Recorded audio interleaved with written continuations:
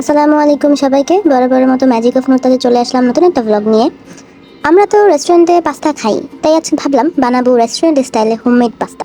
আর সাথে তো থাকছেই কিছু টিপস অ্যান্ড ট্রিক্স। তো আজকে আমাদের রেসিপি হচ্ছে homemade oven bake pasta.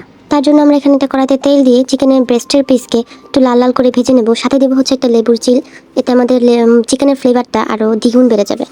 And এক সাইডে আমরা হচ্ছে এখানে পাস্তা অ্যান্ড নুডলস হচ্ছে বয়েল করে রেখেছি, সাথে রেখেছি হচ্ছে গাজর আর হচ্ছে ক্যাপসিকাম, যাতে আমরা এটা সবজি হিসেবে ব্যবহার করতে পারি। দেন চিকেনগুলা ভাজা হয়ে গেলে কিছুটা পেঁয়াজ দিয়ে দিব এবং সাথে মরিচ দিয়ে দিব তাদের ফ্লেভারটা আরও বাড়ানোর জন্য। তো পেঁয়াজটা ব্রাউন কালার হওয়া পর্যন্ত আমরা এখানে অপেক্ষা করব।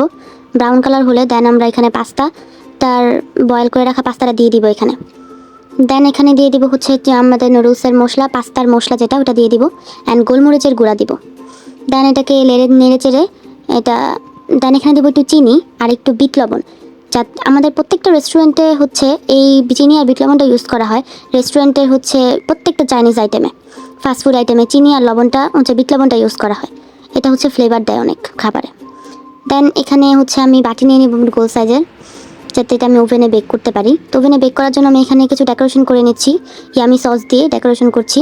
ইয়ামি সস দিয়ে পাস্তাটা খেতে আমার কাছে পার্সোনালি অনেক ভালো লাগে। সো আমি ইয়ামি সসের রেসিপিটাও শেয়ার করব খুব শীঘ্রই। তো এখানে হচ্ছে এটাকে ডেকোরেশন শেষ। আমরা এখন এই যে ওভেনটাকে প্রিহিট করছি। ওভেনটাকে প্রিহিট করা হয়ে গেলে এখন একটা একটা করে প্রত্যেকটা বাটি হচ্ছে ওভেনের ভিতরে দিয়ে দিব। আর খুবই সাবধানে এই কাজটা করতে হবে, কারণ ওভেন অনেক গরম থাকে। দেন ওভেনটা লাগিয়ে দিব এবং 10 মিনিট ওয়েট করব। বেশি আমি হচ্ছে 150 ডিগ্রি হিটে রেখেছি। তো হেয়ার দ্য রেজাল্ট।